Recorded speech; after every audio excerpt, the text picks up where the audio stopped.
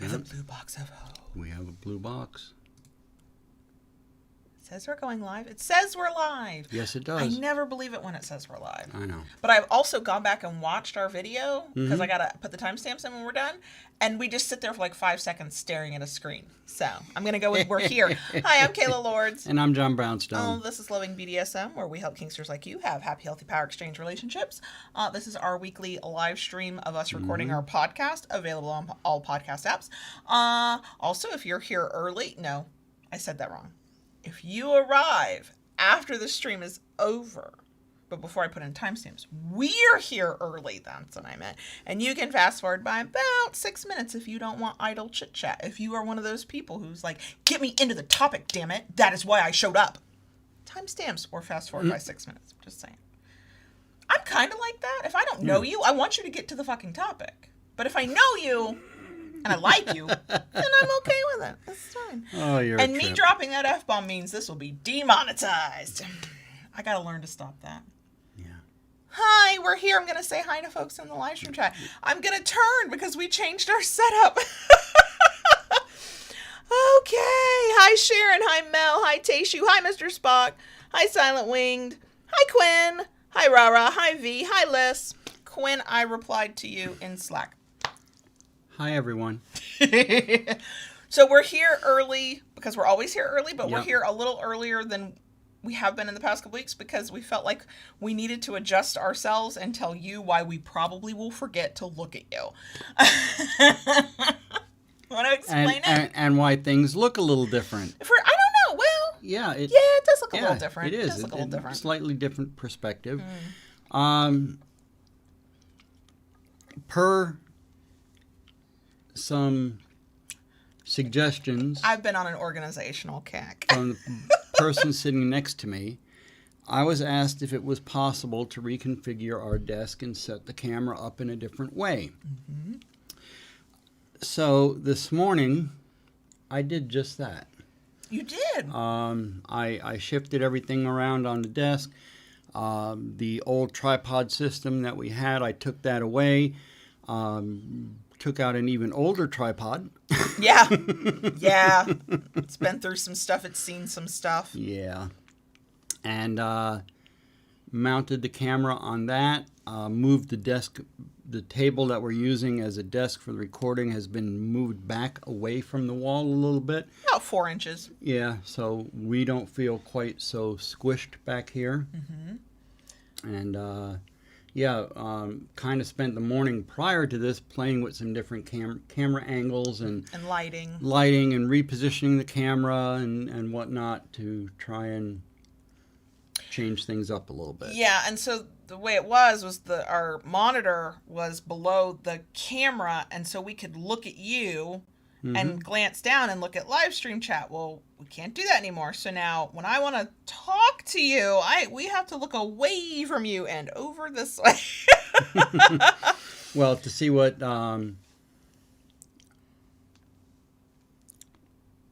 people are saying. Yeah. In the live stream chat. Yes. Those are the words I thought I said. I think I said those. Okay, so wait. Let me get this straight. I interrupt you too much and you don't listen to me. Both of those things are true, just so you know. I could see problems. It's going to be interesting. I saw some more people come in. Hi, Sassy Vanessa. Hi, Eva. Hi, Christine. And to everybody driving and listening, because I know there's at least a couple people. Hi, Lauren. Be careful out there. And also, if you have to mute us when you get to certain places, we have a friend somewhere up in Canada. Where is she? Our friend? Nova Scotia. Thank you. And she was listening to the podcast, and I think it got to the part, I think it's when we said keep it kinky, and it was right as she went through a toll. And the window was down. She was trying to pay the money or do whatever you do at the toll in Nova Scotia. And there we were, my not at all discreet voice.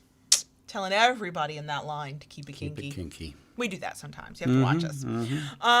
We still have 2 minutes. Our t-shirts were gifted to us. We do not have links to them. They say keep it kinky, y'all.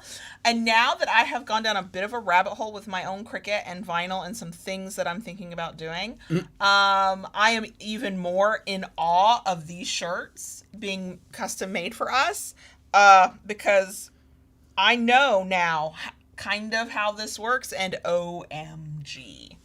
So even more appreciative of the shirts. But we don't have links to for anybody who's like, I'd like one of those. You gotta know somebody. And they gotta be willing to put in the literal effort that this had to have taken. So there's that.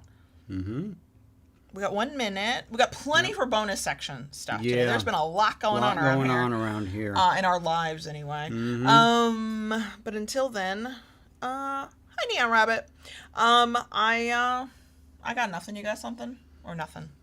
Lola is in here, so you might hear licking, scratching, huffing. Or snoring. Or a wooing, because that's a new thing she does. Yes. But we tried to keep Ella out, so there hopefully will be no meowing in the background. And also, we kept the bedroom door closed in our bedroom, so there will be no cat fights to hear in the background. We just couldn't take it today. Yeah. So, hi Tamsin. Okay, no, we still, I could break my own rule and just start like 10 seconds early, but I can't do it. The clock has to say noon. And what's funny is the computer clock is not right, and my phone is. Okay, now it's noon. I can start now. Not gonna lie, I do not blame anybody who finds us and just fast forwards to this, because if you don't know me enough to maybe kind of possibly like me, you're not gonna sit through any of that. And it's okay. It's okay. My feelings are not hurt. As long as you don't tell me that you couldn't sit there. Just don't tell me.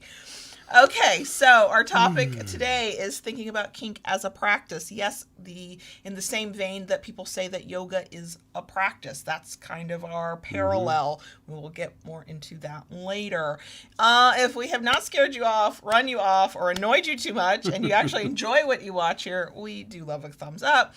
If you want more of it, including our weekly live streams, which we're actually pretty consistent on, thank you very much.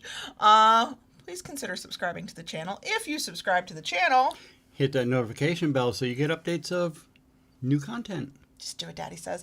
And if you want more of this, if you want to help us do this, if you want extra content and extra perks and access to a Discord server, then you can join us on Patreon, patreon.com/KaylaLords. Link is always down below. You can join for as low as $2 a month. We are currently working on a goal to get to 200 members.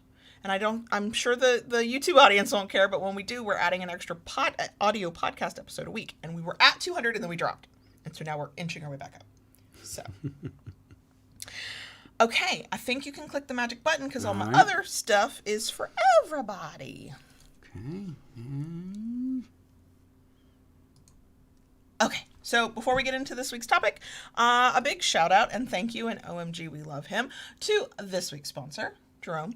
Butters Hygienics Company. Yes. Our favorite lube, my favorite body care stuff. I really need to place an order. We still have not tried the trick of put some lube on the booty, smack the booty with a wooden paddle, find out scientifically how that feels. I'm pretty sure ow is how it's going to feel.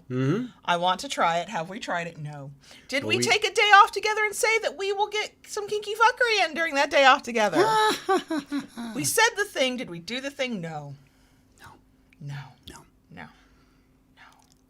But we will. I needed a day off from our day off. I'm still recovering from our day off. Yeah. That was a very busy day off. We'll talk more about that in the bonus section. But until then, we're here for the Butters Hygienics Company that sells our favorite oil-based lube. Let me be very, very clear about that because some folks do not want that or that does not work for what their needs. It is organic. It is vegan. It is, as Jerome, the owner, says, bullshit-free. And I like that about him. The ingredients are simple enough that when you go to the site, getthebutters.com, you can actually see what's in the product you're purchasing. So if you know you have a sensitivity, you know you can avoid that. You can read the ingredients. Right. A lot of the products that are made and sold there do have fragrance in, but a lot of products are starting to come out that are fragrance-free, including, I believe, one of the like the body butter moisturizers, I think he has a fragrance-free one if you just want the effect and you don't Okay. want the fragrance. I like the fragrance because I'm not sensitive to it. But whatever, whether you need lube or some skincare or some whatever, getthebutters.com, use code Kayla, 15% off, free shipping for U.S. shoppers, regardless of the amount of your order. So there's that. Getthebutters.com, code Kayla, 15% off. Thank you, Jerome. It's wonderful, amazing stuff. It is. I stockpile. We have more lube than we'll probably need for a while. I'm not mad about it. I'm going to probably buy more. It'll be fine. Okay, so that was my only announcement this week. Yay! Okay. Let's get into this week's episode. We're going to try really hard to be actually organized about this because we actually talked about this before we sat down here today. That's what they all say. So, we said this in an episode, and see, time has no meaning. We're living in the plague. Time has no meaning. I don't remember what episode we said it, but we were talking about kink and what we're doing and the way, the way we experience it, and the words popped out that kink is a practice like yoga is a practice. And I went ding, ding, ding, ding, ding. I love that. And light bulb. And I wrote it down and said, we will do an episode about it. And the day has finally arrived. So, I want to be clear. One, we are not yoga experts. I keep saying I want to get back into yoga. I even bought things for it. Have I done anything? No, because effort and I'm tired and I just need to do it. I'll feel better if I do. But I haven't. So I did go to some not resources, not like, the Encyclopedia Britannica from the library when I was a kid, resources. But I looked online to see, like, how do people who practice yoga talk about this? Because I didn't want to, like, completely misrepresent the practice of yoga either. But I will also say that if you are a person who's, like, heavily into yoga, maybe you're a teacher, maybe you've just been practicing it for forever or whatever, and you have some insight on this, feel free, talk to us on social, comment sections, wherever. We're going to try to be respectful of yoga is not kink, kink is not yoga, but take the principles of what people have said that why they consider yoga as a practice and apply them to how we think kink can be seen as a practice. Okay.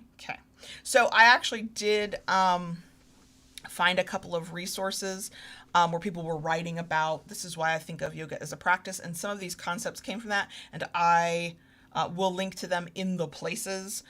So if you want to read those as well, they are specific to yoga, y'all. So we're going to kind of go through, I made a list based on what I'd read. Lists are good. And things that we had thought about. And we're going to try to be really super organized. And we're going to talk about each point as its own thing about that relates to kink as a practice. Okay. We're going to try this. We're going to see. Are we going to be organized? I don't know. And I do think this goes back to the conversation we had just a few weeks ago about how BDSM is a journey. And it's not like there's no end destination. You get there and then what do? Nothing. You're done. You've achieved level 100 and you get to go home. Like, it doesn't work that way. And I think this is kind of the same philosophy. So, it's a practice, kink, because the work never ends. I mean, that's life and adulting. Yeah. The work never ends. But in this way, kink should be pleasurable. We should want to be doing this work. What do you think of that statement? I agree. It is work. One of the first things I said when you brought that up, it's like anything. You get out of it the effort that you put into it. Yep. And I think let's clarify work, because many of us, I myself, when I think of work, I'm like, oh God, that thing I have to do every single day to grind away, to make money, to live and exist. And when I'm in a good mood, I'm like, yeah, let's go to work. And when I'm not in a good mood, it's like, oh, fuck, it's work. Yeah. Let's replace maybe work with effort, with the idea that there is effort that has to be put into a kink life, whether that's a power exchange as a couple, or it's you as a solo kinkster, or it's a certain kink activity you want to feel competent at and have some knowledge of and know how to do safely. Right. There's always something to work on towards that. So like in our relationship, we didn't just negotiate our power exchange relationship in 2013 and then never speak about it again. Stop. Podcast listeners, you can't see the shit-eating grin he gave me, but you know JB. We have to constantly communicate. And we have to communicate every single day about different parts of our relationship. And that's effort. That's and a type of work. I'm gonna use a term here that I think fits in the kink world. First time I heard it, it applied to meditation, and I think it also probably could be applied to yoga. But the term is mindfulness. Oh yeah, I think it's absolutely, that's a term used in yoga for sure. And I think with kink, it's something you have to be in the moment.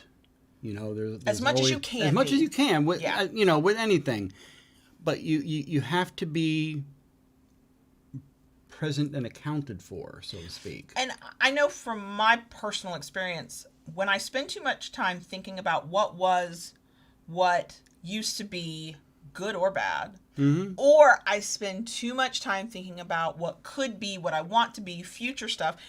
As an anxious person, when I'm doing that, sometimes there's fun anticipation or there's fond memories, but most often I'm a neurotic mess. Hi.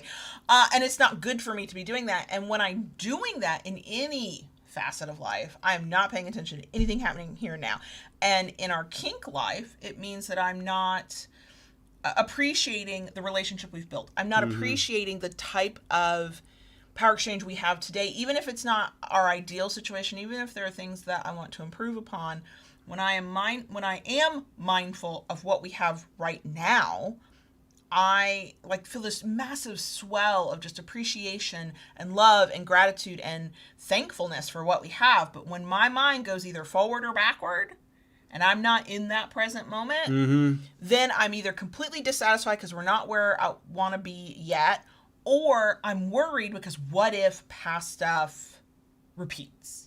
And I know that there is a lot that can be said about mindfulness. Hell, maybe we can do an entire topic about that. I don't know. Let me know what you think. But as in that part of the practice theory, Right. I think you're absolutely right that being in the moment, like in a scene. Now, in a scene, there's a lot. Like, I think you probably, as the Dom, have to do a little bit of anticipation and be kind of thinking a couple steps ahead. But it's best, I know, when we're both fully present in that kinky moment. In that moment, yeah. And I know for me, in that time, especially during a scene, it's not hard to be, because once I get into the scene, whether we're here at the house or we're at the club, I become very hyper-focused.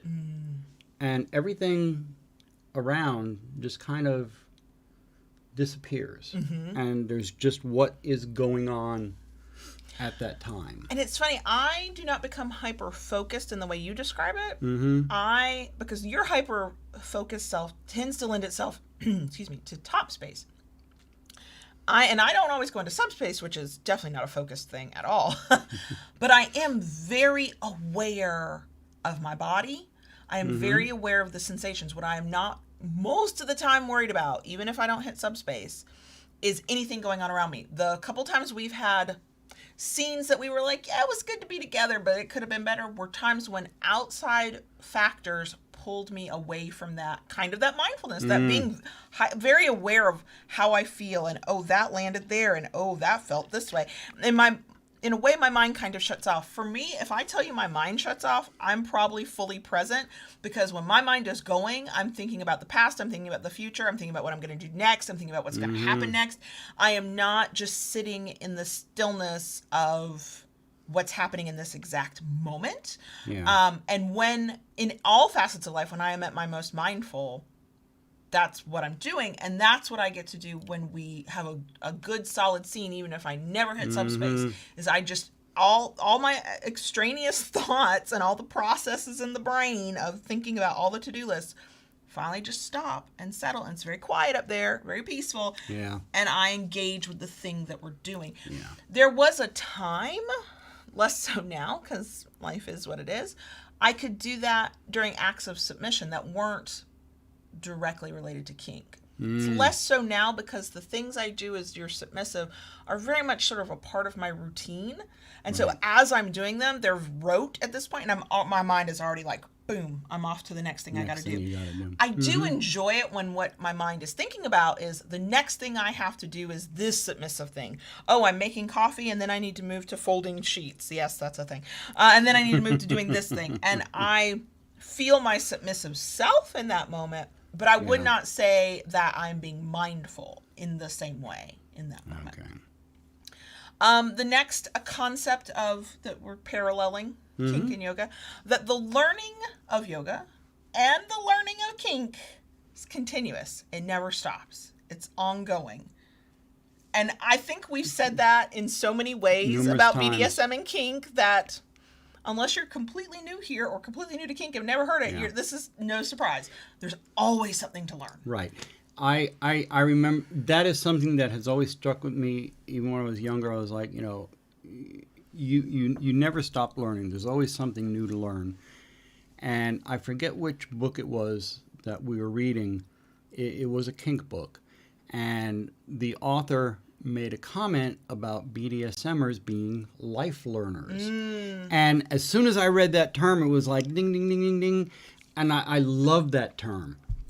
I absolutely love that term because there's so much to learn, so many different aspects to any of the things that we do, from power exchange to impact play to,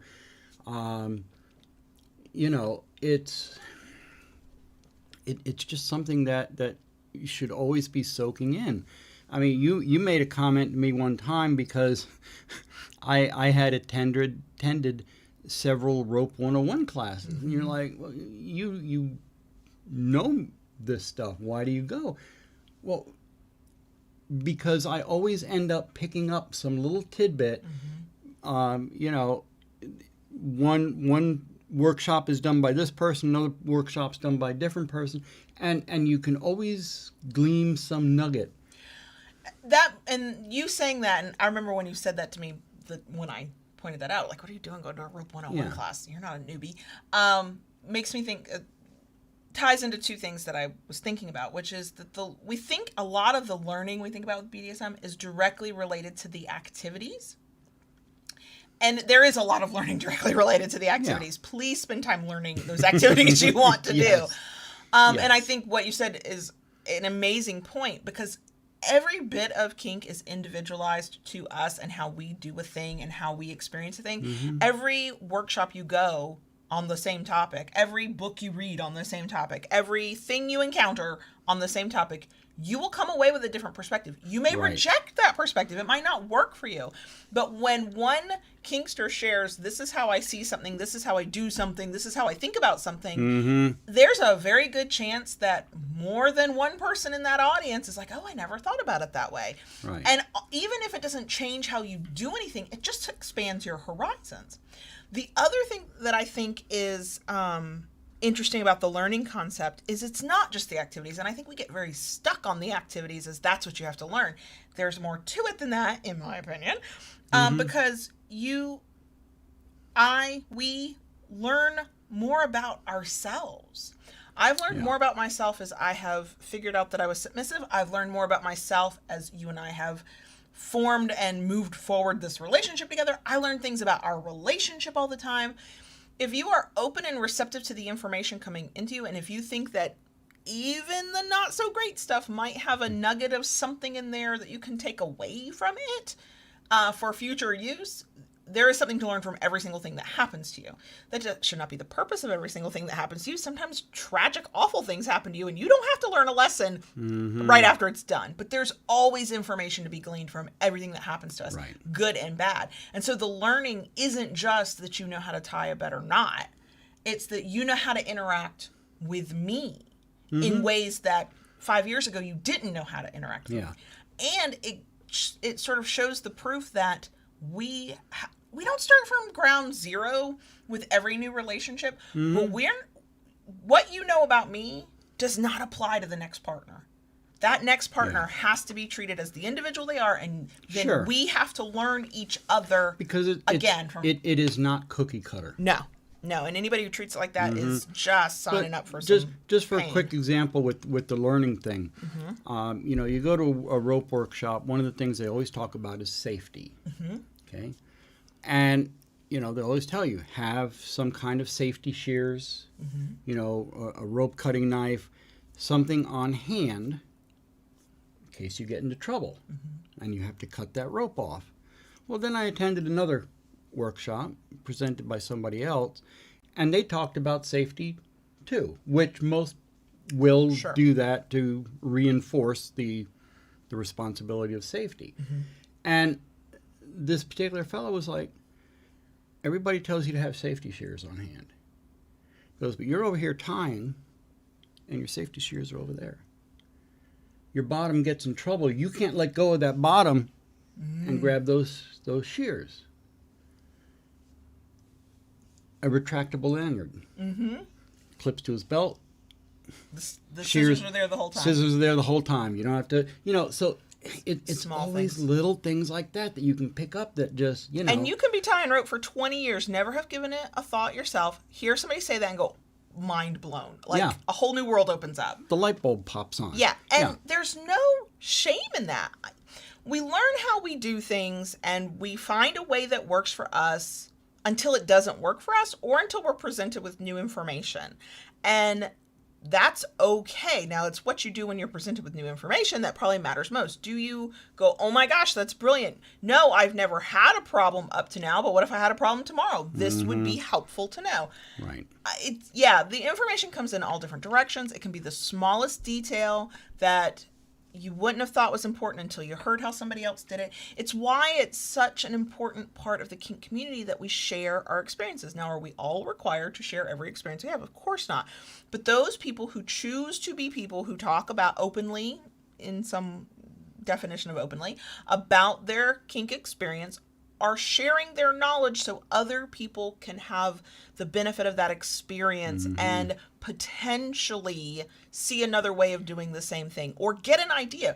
That's the really cool thing about hearing somebody else's experience. I might not do what that other person does, but it might spark an idea of what I could do that fits with my circumstances that I might not have even thought about without that little spark.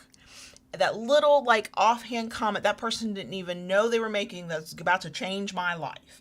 And I think that relates directly back to why this is a practice, because there's always something new to learn in a new way. And we only stunt our growth as kinksters when we refuse to ever consider that there's something else that we can learn. Can we have routines that work for us? Can we have things that we have decided maybe 10 years ago that are super important to us and this is how we want to do things? Yes. But if you refuse to have the flexibility to go, wait, there might be a better way I can do this, and what worked for this last partner is not going to work for this partner, so I either have to adjust or this relationship can't go forward. If you're not willing to do that, I don't think you have long-term overall healthy kink experience. I think growth is the name of it. Change and learning and adjusting and adapting and figuring new things out and getting better at what you do is part of the process. And if you are not willing to do even small things, I just don't see how over the long haul it works well in a person's favor. Yeah. I think you have a lot of dissatisfaction and maybe going, this kink thing's not for me. And it's like, maybe it's not, but also, are you still doing the same exact down to the last letter thing you did 30 years ago with no adjustment for the reality in front of you? Right. I'm just saying. There are better ways to do things, which is funny because, I'm going to switch. This leads into something. Okay. This leads into something. I looked at my notes and I was like, I'm ready to get to this one. And you made my notes go away. Okay. I need to see my notes. I didn't memorize my notes. Why not? So these two things go hand in hand. I'm going to say them together. And it's the idea that this practice thing is that you put in the effort over and over again. There's never a one and done. And we kind of talked about at the top that the work never ends. And at the same time, a practice is the opposite of a shortcut. It's the opposite of a quick, easy fix. In the article I read that kind of sparked that for me, they were talking about, they were a yoga teacher and they were talking about how a new student came up and said that their mat was really slippery and was there something they could buy so their mat just wouldn't be as slippery. And the teacher's response was, no, it's about practice. You have to go work it. And I don't know enough about yoga. Were they saying that the mat stops being slippery or that you gain control and work with the slip? I didn't know that part. But it stuck out to me as this idea that there are no quick, easy fixes in a practice, whether that's yoga or kink. And we get questions all the time from people going, just tell me the 2 things I need to do, the 5 things I need to do to find the perfect partner, to be a better partner, to learn this skill. And it's like, it don't work that way. I wish it worked that way. My life would be easier. I wish it was only 5 things. But Hell, I'd be a fucking millionaire. Five things would be like the tip of the iceberg. And so you are consistently putting in that effort, whether it's to learn and grow, or it's in, like we talked about at the top, where we're constantly talking. We didn't just talk once, figure out our power exchange, and we were done. No. It just doesn't work that way. And also, none of it's fast and easy. Every once in a while, there'll be something that's kind of easy, and it's easy for those 5 minutes because it vibed with you real well, and you just like slipped into that moment. And then real life bites you in the ass like 2 weeks later, and you're like, oh wait, this is more complicated than I thought. Oh God, I have to have this hard conversation. Oh man, maybe I don't know as much about this as I thought I did. Oh wait, that easy spanking, that felt effortless. Oh, that it's not this effortless this time. And a lot of that goes into back to mindfulness. I think it goes into mindset. I think it goes into where you're at in life at the moment. There are times our power exchange is effortless. And like right now, it's effortless. Yeah. And then there are times it's kind of a slog. It's like we're working through this. It's like molasses trying to run uphill in the middle of winter. And we're still happy with one another and want to be here the whole time. But that from day to day, and quite frankly, and I've done this, there's a reason I can lecture you not to do this is because I've gone through this. On my best day, I go, if it could just be like this every day, life would be perfect. And then the next day when it's not, because that's reality, then I'm disappointed. And then I've even done that really annoying thing of what did I do wrong? That it's not easy. It's not still effortless. I'm working for this a lot harder than I was yesterday. And it's not me. It's not an inherent thing about me. There's something going on in life. It's dumb luck. It's, whatever it is. Kind of like the past Monday we just had. Yeah, that was a bad Monday. We'll bitch about that in the bonus section, I'm sure.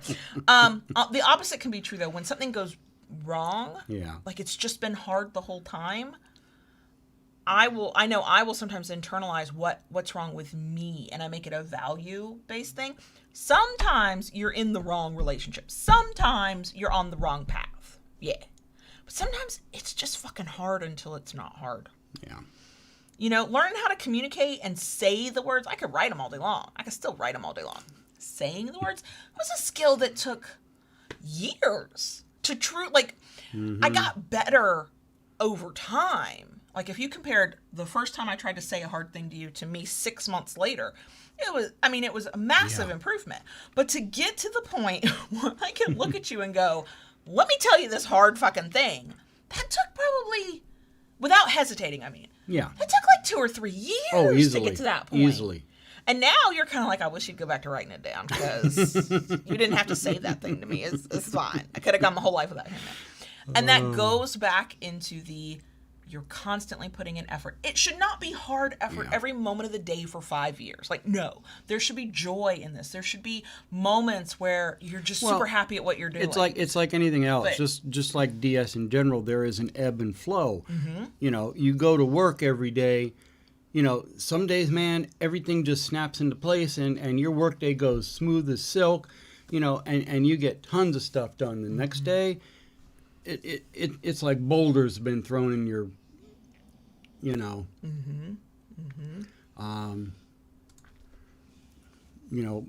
boulders are just rolling in your path and, you can't gain any ground.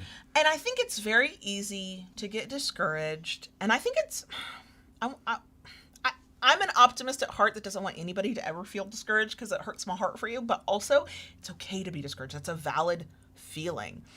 I think it goes back to the mindfulness part of the practice. When it's a good day, enjoy it for what it is.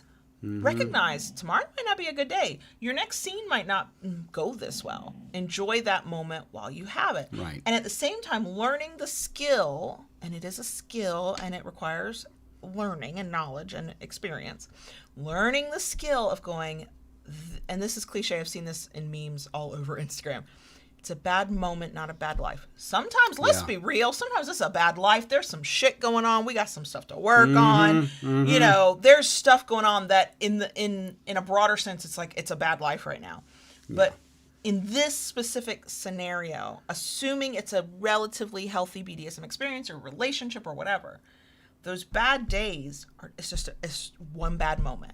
It can all turn around an hour from now. It can turn around a day from now. And when it's a good moment, I would never do the opposite correlation of, oh, it's a good moment, not a good life. No, if you've got more good moments than bad moments, that's a good life. Yeah.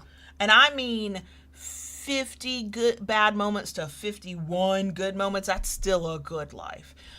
It's so easy for the human mind to focus on the negative.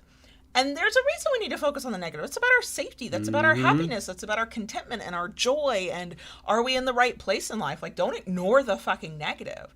But if in general, most things are great, or at least decent, this one bad moment does not spell the end of all. And you're not failing and you're not doing it wrong. And it's just a bad moment. I mean, you take the good with the bad. You kind of have to. You have to. But, you know, if the bad outweighs the good, then kind of need to do some self-reflecting. So take a step back. Yeah. Is it the relationship? Is it what you're trying to do? Are you on the wrong path? Are you with the wrong people? Are there other things in your life you need to be working on? Right. Like, I mean... you know, we've talked about this as an example, you know, when we first moved in together. Okay. We managed to have a very successful long-distance relationship. Enough that we were like, yeah, sure, let's move in together. Okay. And, you know, we had these expectations, you know, oh, we're going to be together, and the DS is going to be this and going to be that. And the very next day, after we got... It all went to shit. Man, it just rolled downhill so fast. We had like 2 weeks worth of Mondays. I mean, we just did. I mean, there were things that happened.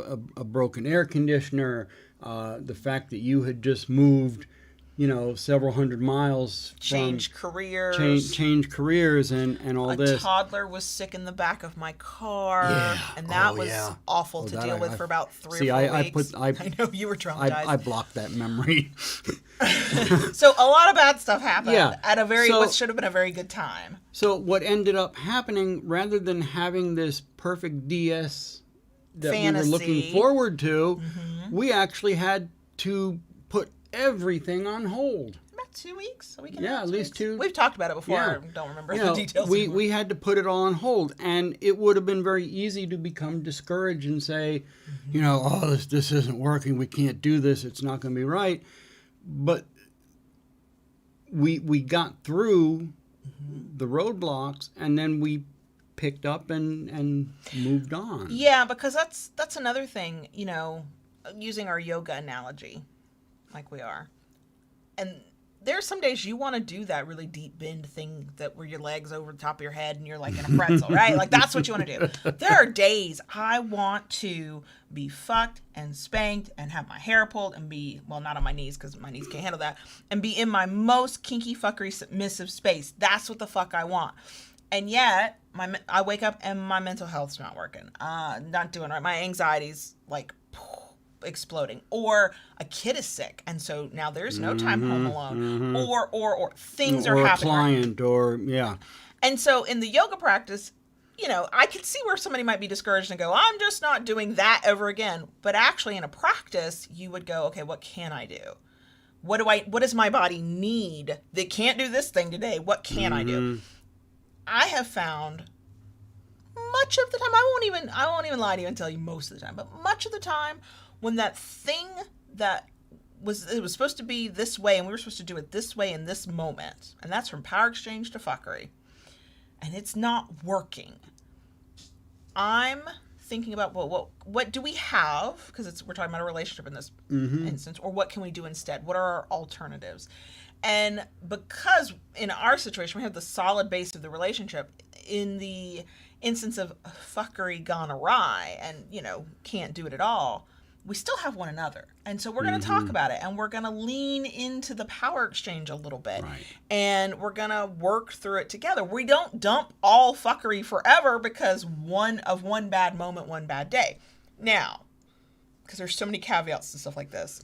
If we had a bad experience doing a kink thing, let's say I got burned during wax play. Right. One, we're not doing that again until I've healed. And two, we are going to go back to the drawing board and go, okay, how did this happen? How do we prevent this from happening again? Where did we go wrong? What can be done to correct That's this? where the sometimes the practice analogy is not going to fit, because sometimes the things that don't go well are because there's still more you need to know how to do, or a mistake was made. And we are talking about BDSM in terms of like the types of risk and harm that can happen. I'm imagining somebody who's really into yoga is going to tell me I'm wrong, but I'm imagining that's a little bit different than a yoga moment that's not quite working out for you. But no, we didn't take our whole relationship and go, these 2 weeks are really hard, we have to put it to the side to get through these next couple weeks. We didn't just throw the whole damn relationship out. The relationship was still important enough to us to go, okay, we're past this moment. Let's come back to it. That day was a bad day. Today feels less bad. Sometimes, you know what? Let's just normalize the fact that you can have a bad day and the next day is not what you would call good, but it's less bad than the day before. And I think that gets to be celebrated. Me being able to go, today's less bad than yesterday. That's called improvement. Okay. Just celebrate our successes. And I think that's part of the practice part too. And that feeds into a point that I have in my notes. Some days are harder and some days are easier. And that is something you have to grapple with. The thing you could do a week ago, you might not be able to do today for a variety of reasons. That's true in yoga, that's true in kink, that's true in everything. It doesn't mean you're failing. It just means today's a bad day. A thing you couldn't do 2 weeks ago, you can do great today. Wonderful, celebrate it. But also keep in mind that there might come a point where, that's not going to work the way it worked today. Right. And that is just, then it comes back to my final point. We did an entire episode on it. It's all a journey. Because it's why I like the idea of thinking of kink as a practice, because there's no destination in mind I'm trying to get to. No, I don't level up and then go, I'm done now. I'm going home, putting my game controller away. I don't know anything about games, y'all. I'm just making shit up. I'm not the one for this analogy, but you know what I mean. Oh, absolutely. You may reach a certain point, but then that the journey hasn't ended. It may take a different direction, but it continues. Yes. It continues until there's no life left for you. And because we have decided that until there comes a point, or if there comes a point that it doesn't make sense for us to do, we want kink to be a part of our life in some form or fashion for the duration of our relationship. So that means that we accept that some days are better than others. We accept that a thing that went really well in 2019 became impossible in 2020.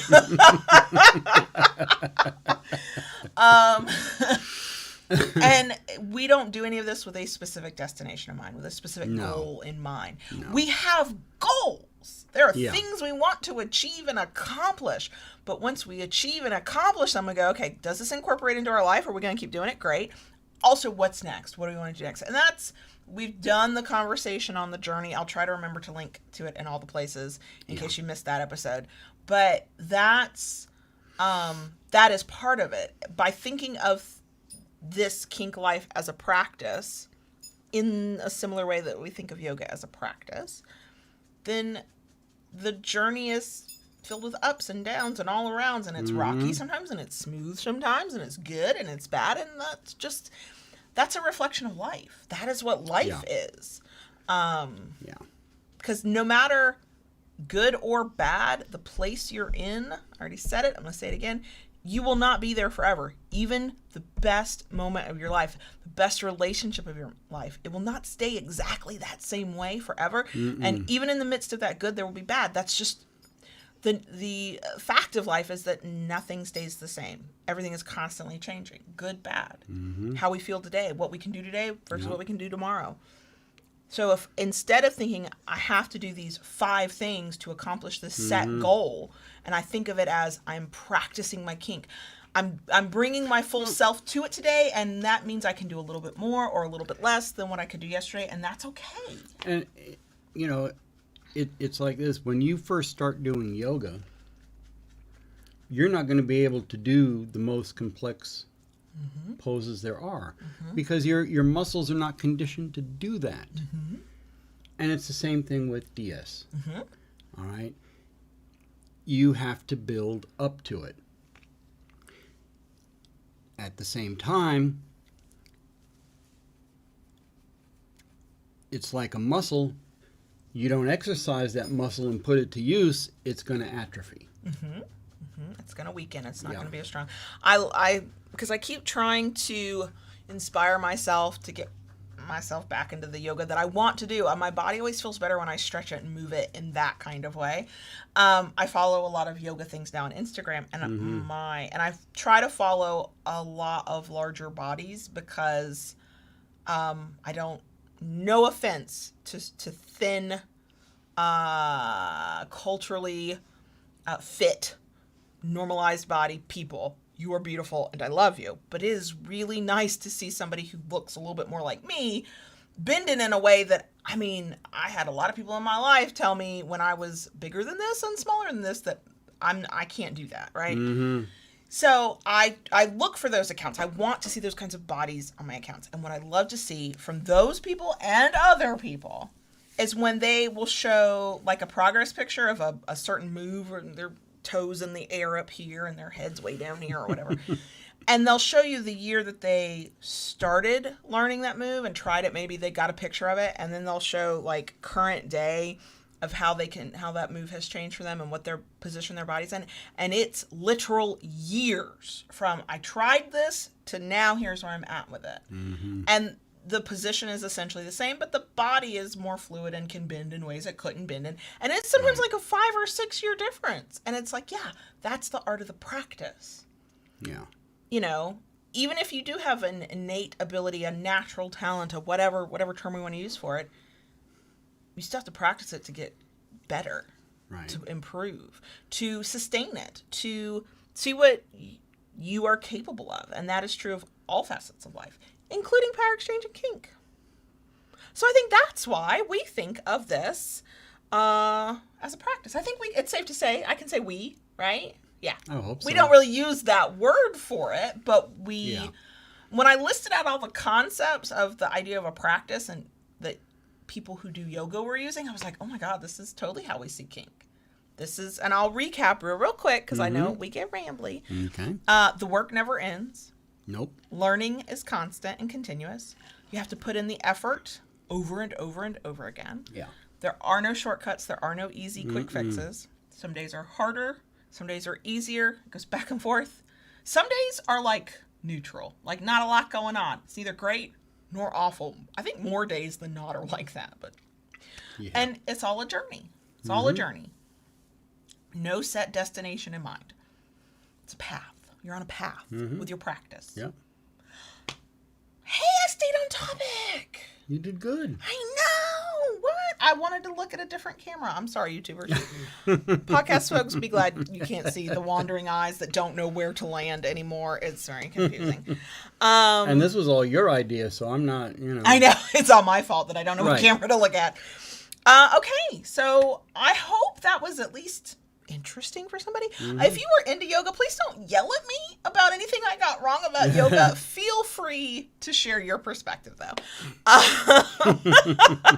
And yes, I have blocks. I have a strap. I have a person I really want to follow. Jessamine, I can't think of her last name, but Underbelly Yoga is who I want to practice. I want to follow. Like, I have it all planned. I just have to do it.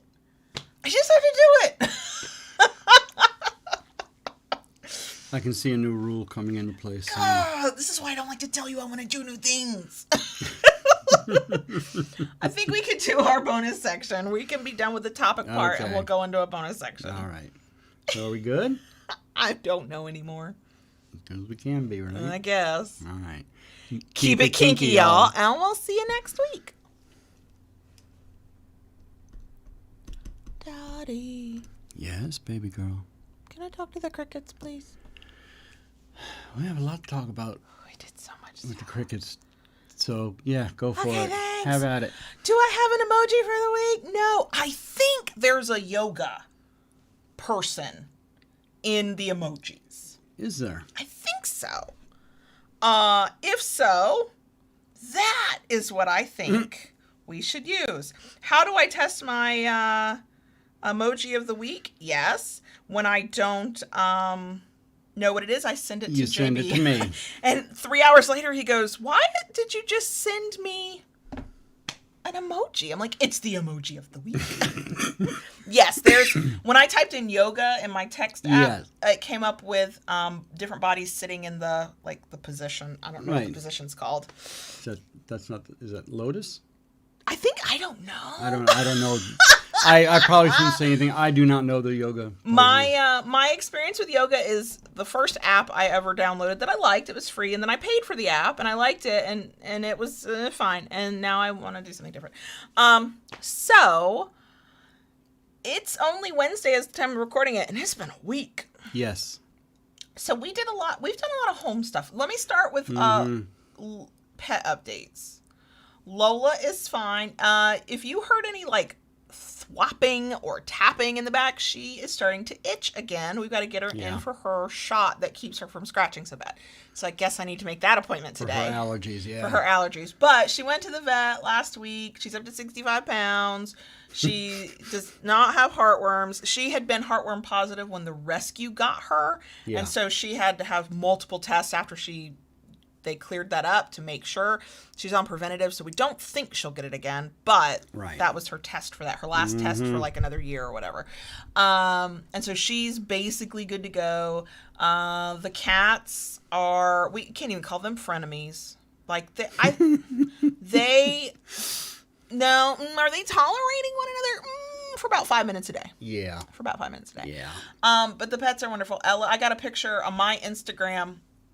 Ella, being Ella, had taken over the windowsill in our bedroom that Onyx loves to sit on, but Onyx was in deep hiding in the closet. Mm-hmm. And so Ella was sunning herself on that windowsill, and when I took a selfie for Instagram, Kinky Kayla Lords, and I made sure Ella was behind me, and I was like, "Oh, she's so pretty," and then in my head I was like, "Oh, she's kind of a bitch." Kind of a bitch. But yeah, God, I don't even know where to start. We had the Monday of all Mondays. I've kind of blocked out some of the stuff that happened. Yeah. On Monday, we had a massive tax bill come in we had to deal with.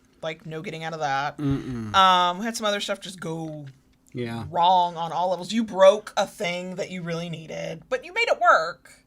But it was a giant slab that broke in half. Oh. You'd have forgotten that, too. I'd forgotten that, too, yeah. Oh, my God, I forgot about the granite slab. Oh, yep, forgot about that. Tried to hang a security light in the backyard. We needed a new security light in the backyard. Picked one up. Tried to hang that. Couldn't do it. You had what was supposed to be a rolly cart. For my quilting stuff. For your quilting that I started putting together, only to find out there are no wheels. And not because they didn't send wheels. It did not come with wheels. Doesn't come with wheels. I read the listing for it wrong. Yeah. There were no wheels. And then there was the new shelf for the shipping area that you got, which I put up and put together. Could not finish putting up because did not have the right parts needed for that. Because we needed to attach to the wall. We got a cheap one, which meant it was not a sturdy one. Yeah. So it needed to be attached to the wall. Right. An exterior wall. So it's a pain to attach to anything. Right. And so we didn't have what we needed for that. So, yeah, and the story with the granite slab, a wood turner friend of mine has a friend who does granite countertops. And he was given a piece that was miscut, and he used it in his shop. Gives a nice solid place to work on, easily cleaned, and it's a wonderful thing. Well, he was getting another one. It was actually bigger, that would fit his bench bigger, and he had asked me if I wanted his old one. I was like, sure, I'll give it a good home. Perfect bench. So, and for anybody who does not know tool woodworking terms, and it's not even a woodworking term, it's like a shop term. Bench is not the thing you sit on. It's the desk you work at. Right. It's your workbench. Workspace. Yeah. It's the tabletop, y'all. It took me forever to figure that shit out. So we picked it up, we put it in the car, got it home, and in order to put this thing on my bench, I had to clean the bench, take everything off that's on there. So what we did was I have a big cart that I used to use for the craft shows, and we took the granite slab and put it on top of the cart. And when time comes, we just roll it out there, and all of us lift it on to the top. So decided Monday was going to be the day we were going to do that. So I cleaned off the bench. She was working. Boys were at school. No, this happened first thing in the morning. Yeah. Yeah, the boys were at school. Yeah, but I wasn't working. I was just you coming weren't. home. You were just coming home. Okay. You were like all right. early bird that day. Yeah. And I thought to myself, it's on the cart. I can just roll it out to the backyard and have everything ready for when everybody comes home. I didn't make it 5 feet off of the garage, off the driveway. And that granite slab it wasn't even like slow enough that I could have tried to stop it from falling. It just went whoosh. Mm-hmm. It hit the ground and split in half. Ironically, that made it easier to carry. Ironically, then I was able to lift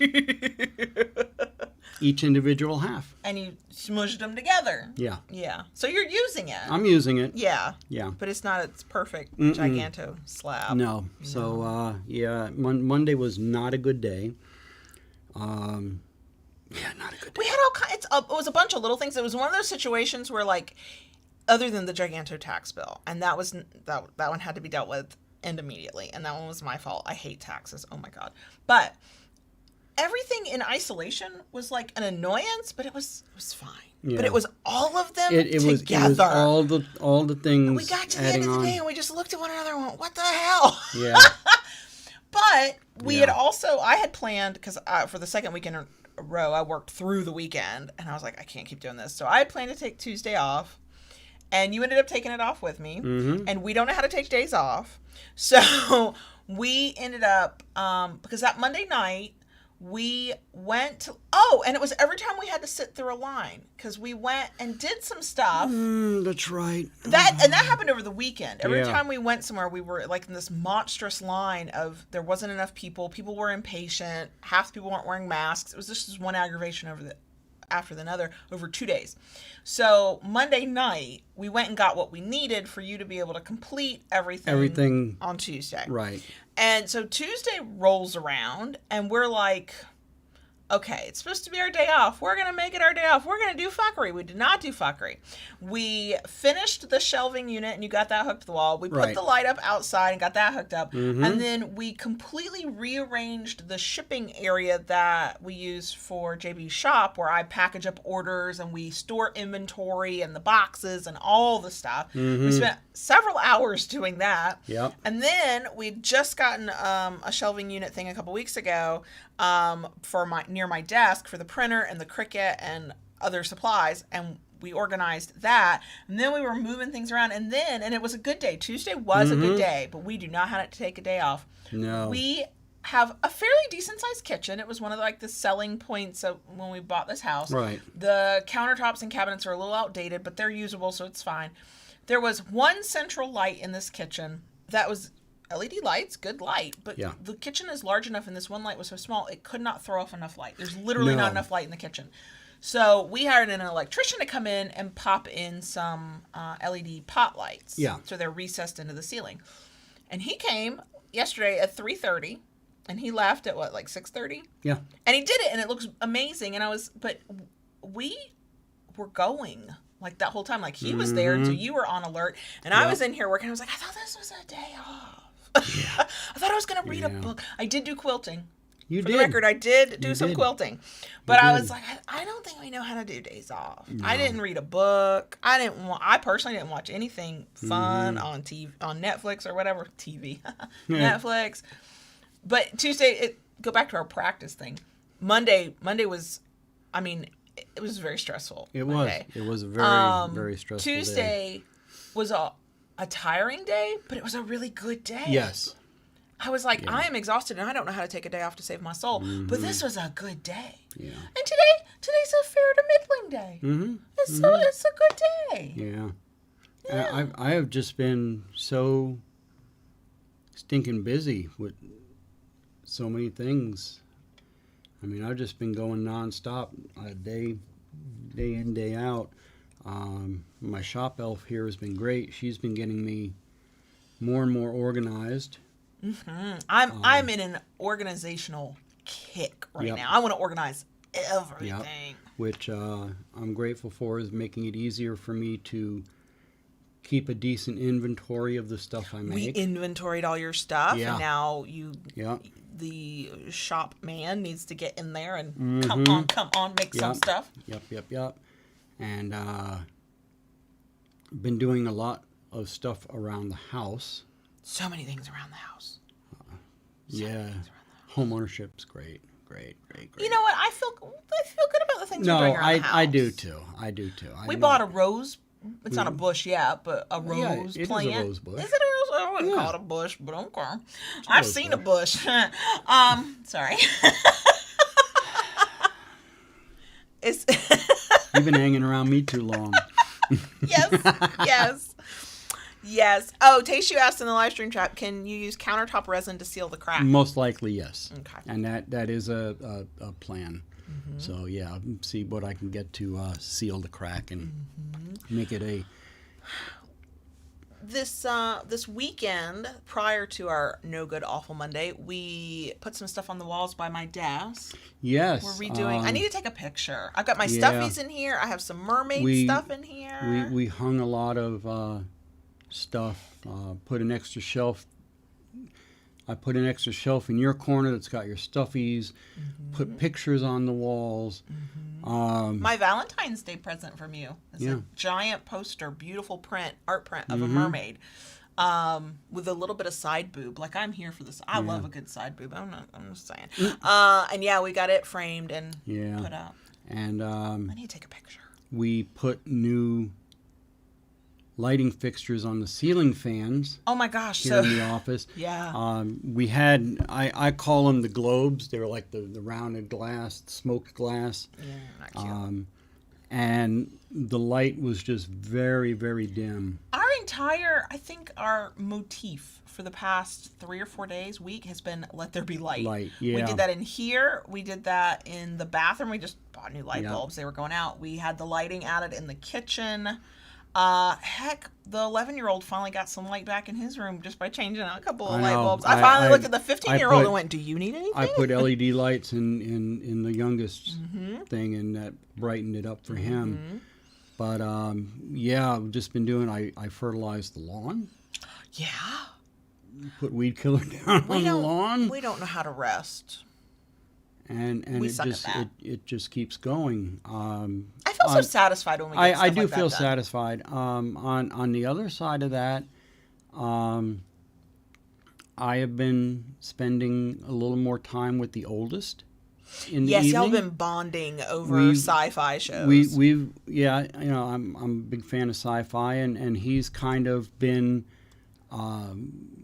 It's funny because he walks through and he kind of hovers in the background, and he starts asking about what I'm watching, and then slowly he works his way around and he'll sit down on the sofa and end up watching, and he'll ask questions about it, and then the conversation leads into other things that's going on with him, so it's kind of been nice. I miss that. We had that relationship. Things kind of got rocky for a while, but with all of us, teenagers gone teenage. Yeah, he was that. And it's nice to have him coming back around to where we can sit and talk and enjoy each other's company again. And yeah, y'all bonded first over Stargate SG-1, which is what we were watching. We finally finished. And then you started watching Orville, which I just could not. And he kind of got into that. And now, last night, y'all were watching what? Well, watched the last episode of Orville last night, and one of the recommendations that came up was Firefly. How many episodes or seasons or whatever? I don't. It was one, maybe 2 seasons of Firefly. I know that the fandom of Firefly is still bitter about Firefly going away. Yeah. I do not want to get that started. Back in the day when it aired, I was never able to see the show basically start to finish. Oh, wow. Okay. I just caught like episodes here and there. Intermittent episodes here and there. So it's kind of nice to sit down and kind of watch it from front to back. Funny, the 15-year-old kind of doing that with watching our shows. He wanted to watch WandaVision on his own. Yeah. But we got him to watch the last episode with us. We watched it twice. We watched it once without him because he was at a band thing. And then he, like that night or the next day, he was like, can we watch the last episode? I'm like, oh, I could watch this a second time. Go for it. But with Stargate, he wandered in, had questions, watched.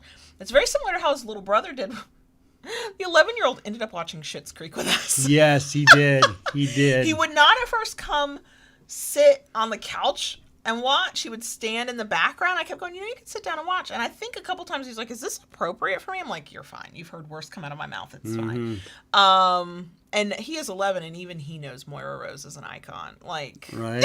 And we all want to be friends with Dan Levy. It's funny. The 11-year-old, I'll pick him up at school, and we'll be driving home, and all of a sudden he'll just start going, caw, caw. I know. That's because if you've not watched Schitt's Creek, that will not make any sense. Right. But there's a whole thing about a crow movie, the crowing, and the three of us can have these little jokes about the crowing and Moira and her wigs and how we say baby. And none of us can say it like Moira Rose does. No. And if you have not watched Schitt's Creek, I cannot recommend it highly enough. That is one I would watch over and over again. Yeah. It's just that good. But yeah, it's I have really been enjoying,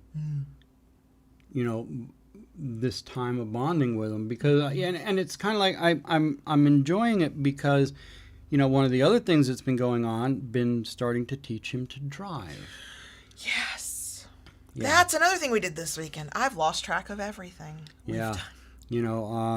He will be turning 16 this coming summer, and his intention is to get his license. He would like to. We're working towards that, but also with the knowledge that if he ain't ready, he ain't ready. Right. So, been teaching him to drive, and I think part of it is I'm kind of savoring it because I know there's going to come a point, after he gets his license, then, he's already got his band stuff, but then he's going to hopefully get a job. He wants to. He all wants about to. It. And, he's going to start taking those steps towards his own. And that child has been talking about when he gets to move out, when he gets to drive, when he gets to have his own money, since before he was 10 years old. Yeah. I know that the reality of what it takes to live on your own is not even in his equation right now. Yeah. But I do believe he is the kid that the moment he can figure out how to make it happen, gone. Not going to let the door hit him on the way out. Yeah. I think he would do it even if he had to do the, apartment of 8 other people just to make it happen. The 11-year-old, no, total opposite. I asked him just theoretically. I was like, because the 15-year-old, every time he gets in the car and he's not behind the wheel, he's like, do I get to drive? Do I get to drive? And we're easing into things because I have a lot of anxiety, and I took this child on a driving lesson, and I never thought I'd be able to do it. But I could do it in a neighborhood where he had to go kind of slow as I saw his skill level where he's at right now. Mm-hmm. And so that's this constant conversation. So I asked the 11-year-old, I'm like, do you ever think about driving? He goes, Mom, I'm 11. I'm like, dude, your brother was 10 and he was talking about when he was going to drive. Right. He's like, no, I don't think about driving. And so I went, okay, do you ever think about when, you'll live on your own and you'll have your own place? He goes, Mom, I'm 11. I'm like, dude, that means nothing to me. He's like, no, I'm not thinking about it. I'm like, okay. And that's fine. And I don't want to pressure him. I also hope he's not the 25-year-old who we have to like crowbar out of the house. Yeah, either. right. So yeah, I'm kind of enjoying this this time, and kind of savoring it a little bit, spending this time with him. Yeah. Oh, Mr. Spock said, "R.I.P. your car insurance." Yeah, bills. we know. We added him with his learner's permit to our auto insurance, and it didn't change the rates, but it told us that as long as he kept the 3.0 GPA and there were no accidents, blah, blah, blah, what our rates would be once he got his license. And it literally doubles. Yeah. We live in an area where auto insurance is not that expensive. I mean, we have full coverage on both vehicles, and we don't put a lot of miles in our car because we work from home. Mm-hmm. And it's about $100 a month for us. Like, our auto insurance is super, super cheap, but it will double. We're very grateful that we no longer live in the Tampa Bay area. We could barely afford insurance on our car, so we live there. I don't know how we would be able to have insurance. Because when we moved up to where we are now, there was a good drop from going from the Tampa Bay area. Yeah, I mean, that's when I was able to increase all our limits on stuff. Yeah. And we now have better liability coverage, like a real, I'm like peak adulting in my 40s, because I'm like, go ahead, let's get into an accident. My insurance will cover. Whereas before I was like, no, let's drive like a semi-safe grandma because we cannot afford to get into an accident. Right. I have the bare minimum required by law because that's all I can afford. I mean, it's a little annoying to hit that stage of life where you can afford better insurance, but it's also kind of nice. Yeah. If you're not there yet, my hope for you is that you get there one day. But also, ouch. So. And then for me, the last couple weeks, Florida spring is here. Oh, God.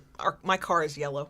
My white car is yellow. The oak trees are blooming. First, the laurel oaks came into bloom. Now the water oaks are coming into bloom, and the turkey oaks, and so we all have watery eyes, we all have sore throats. You're sneezing and coughing like crazy. I've been every morning. I have routine. I've got it right by the coffee pot in the morning when I get up. I have my Claritin and I have my Flonase. I'm making my coffee and I take my allergy meds. Yeah, I have very mild reactions to it, but even I walk around with a constant sore throat. And we were recording a video before we recorded this and streamed or whatever. And there are so many places I'll be cutting because I had to scratch my nose. I was like, oh my God, my nose itches. Oh my God, my nose itches.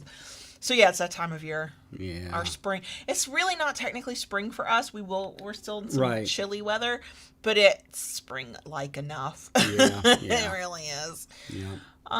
Gosh, we've rambled for a very long time. We had a lot going on. Yeah. Rambled for a very long time. Yeah.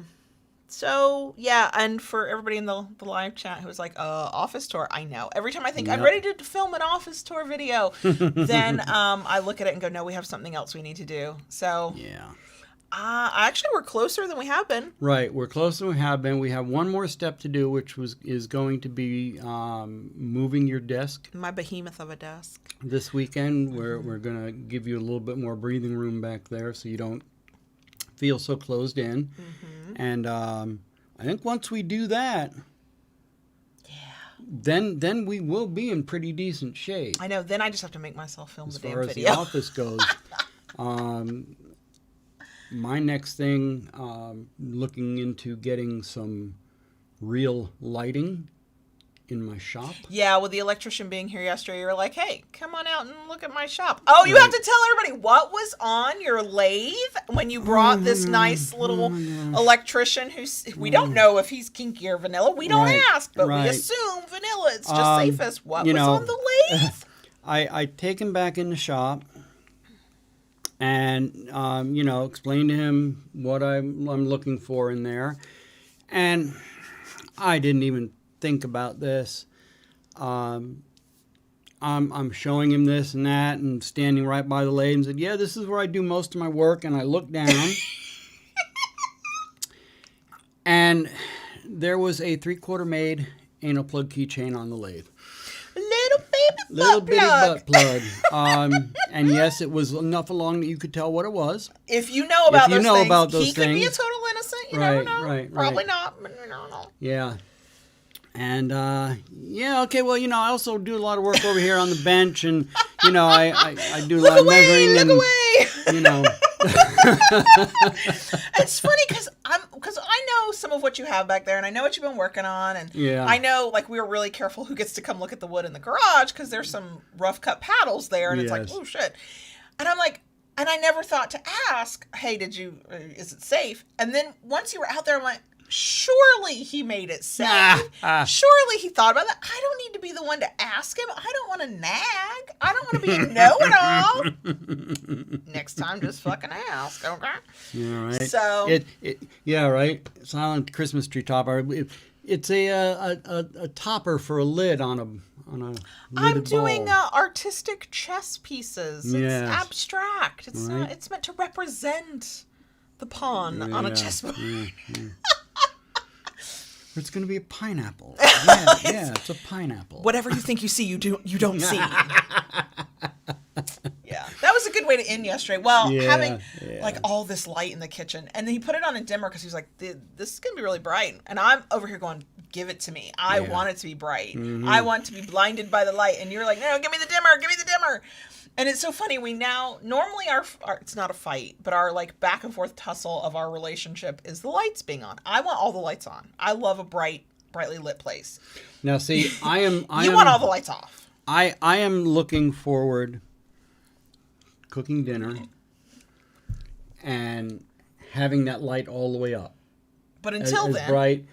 Now I'll be bumping it down. Yeah. So well, I'll be honest with you. I was as bright as that is in there now. Bright.